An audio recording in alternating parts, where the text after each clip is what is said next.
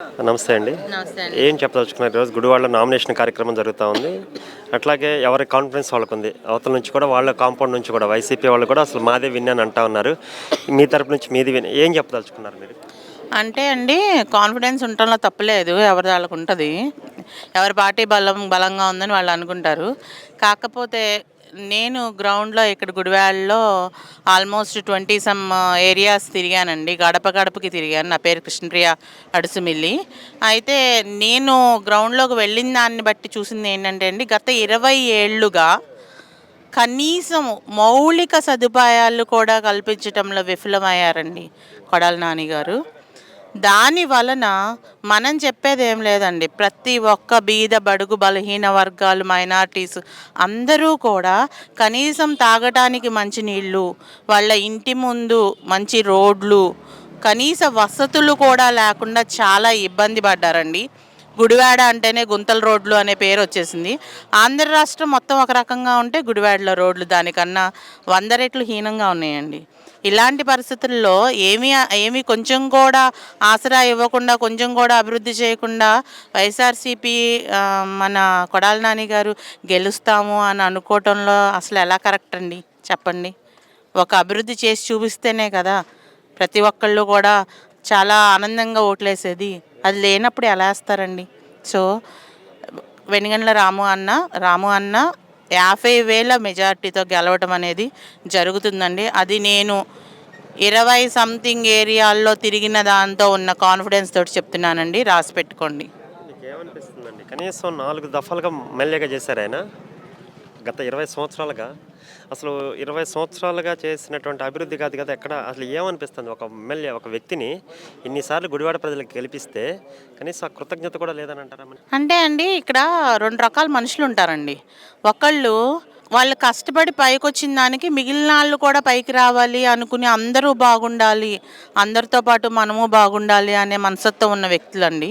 ఒకళ్ళు చేతికి అందినంత దాచేసుకుని జేబులో పెట్టేసుకుందాం అనుకునే టైపు ఇంకొకళ్ళండి.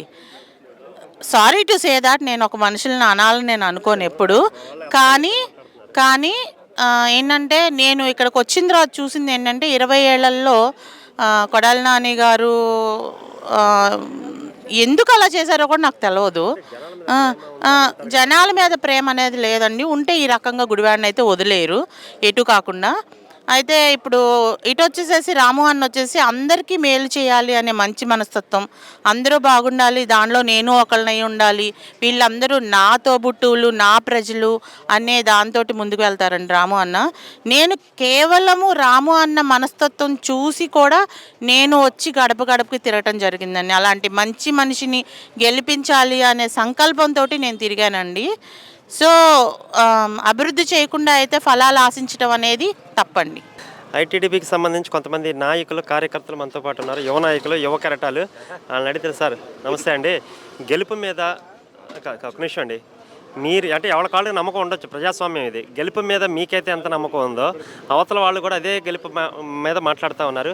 ఎలా అనిపిస్తుంది ఒక టీడీపీ కార్యకర్తగా, ఒక సామాన్య వ్యక్తిగా, గుడివాడ ప్రజలుగా మీరు చెప్పండి ఏమనిపిస్తుంది? కోడలని ఏం చేశాడు? గుడివాడ డెవలప్మెంట్ ఒక పని చేశాడా? ఒక సీసీ రోడ్లు వేసాడా? డ్రైనేజీ కట్టాడా? రోడ్లు వేసాడా? గుడివాడ విజయవాడ రోడ్డు 2 రోజులు అయిందండి వేసి. ఇప్పుడు ఎలక్షన్ కోసం ఇప్పుడు వేపిస్తున్నాడు వెంటరపాడ వరకు. అది కోడలని చేసిన డెవలప్మెంట్. నానికి 100% ఓడిపోతున్నాడు. వెలుగుల రామగారు భారీ మెజార్టీతో గెలుస్తున్నాడు. ఇందులో డౌట్ లేదు. అది అయిపోయిందా మీరు చెప్పటం? అయిపోయింది.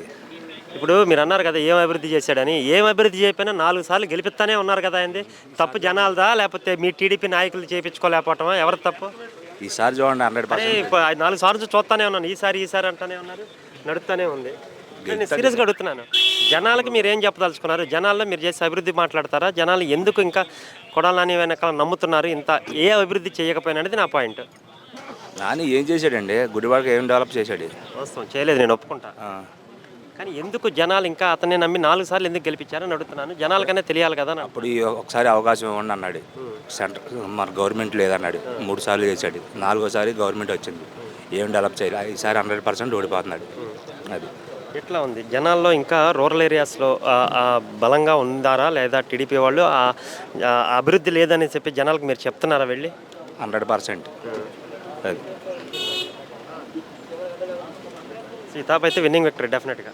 100% రాముగా గెలవబోతున్నారు. స్టేట్ పాలిటిక్స్ ఎలా ఉండబోతుంది? టీడీపీదే విజయం. ఎన్ని సీట్లు వస్తాయి అనుకుంటున్నారు? 120 సీట్లు. ఎలా ఉందండి ఓవరాల్గా ఏమనిపిస్తుంది? ప్రజల నాడి ఎలా ఉంది? 100% టీడీపీనే వస్తుందని చెబుతున్నారు ఎక్కడికి వెళ్ళినా కూడా. అది ఫేక్ ప్రచారం అనేది జనాలకు అర్థమైపోయిందంటారా? 100 ఎప్పుడు అర్థమైపోయింది. Thank you sir. నమస్తే అండి. ఈరోజు గుడివాడలో వెనిగల రాము గారి నామినేషన్ కార్యక్రమం జరుగుతోంది. ఎలా ఉంది సార్? ఎలా ఉండబోతోంది ఏంటి మీరేం చెప్తారు?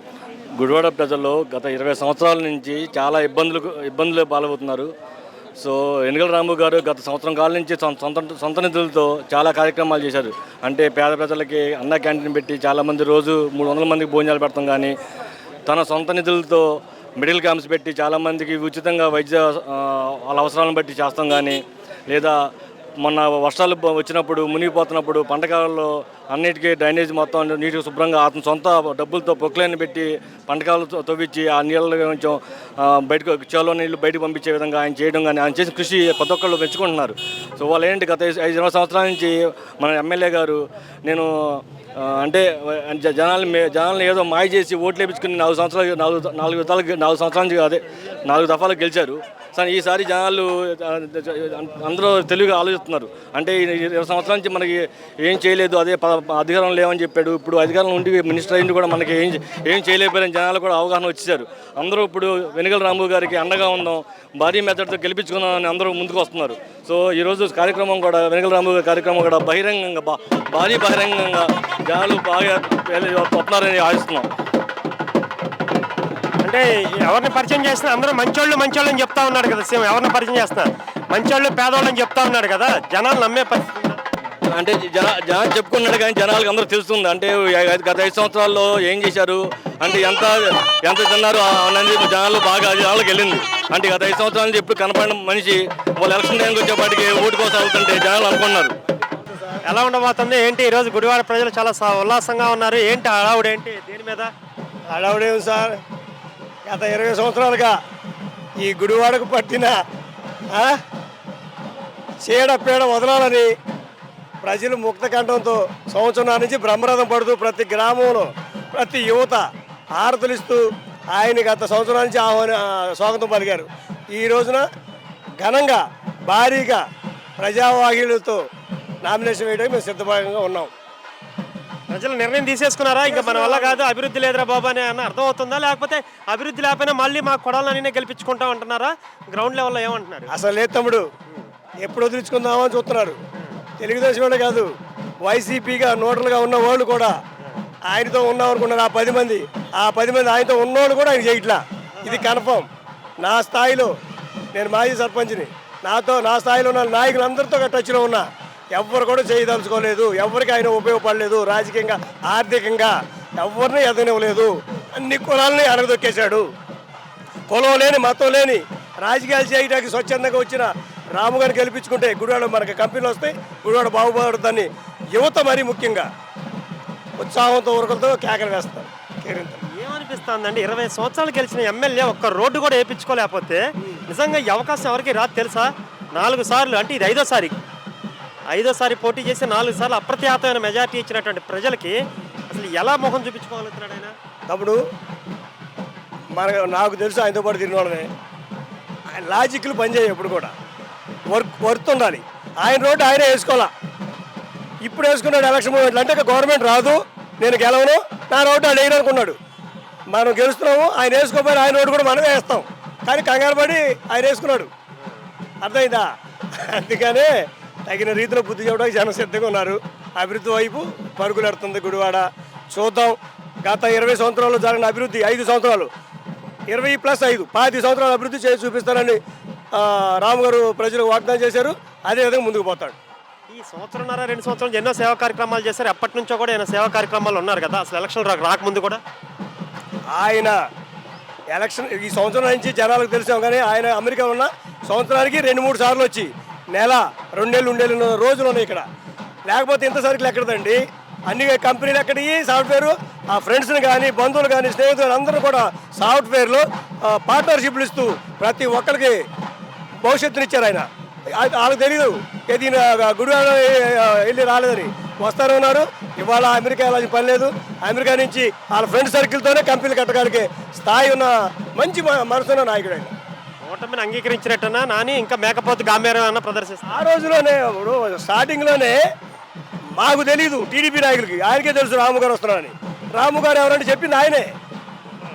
రాము గారు అంటే చెప్పింది ఆయనే, అందరికి తెలిసిన విషయమే. ఆయన టీడీపీలో ఉండగా సహకరించాడు రాము గారు అని తెలుసు. ఆయన చెప్పిందే కదా. మనకి రావి గారు పోటీ కాదు, ఈసారి టఫ్గా ఉంటుంది, అర్థమైందా? పోతే 4 సార్లు గెలిచాం, పోతే ఒకసారి ఓడిపోతాం అప్పుడే అన్నాడు ఆయన.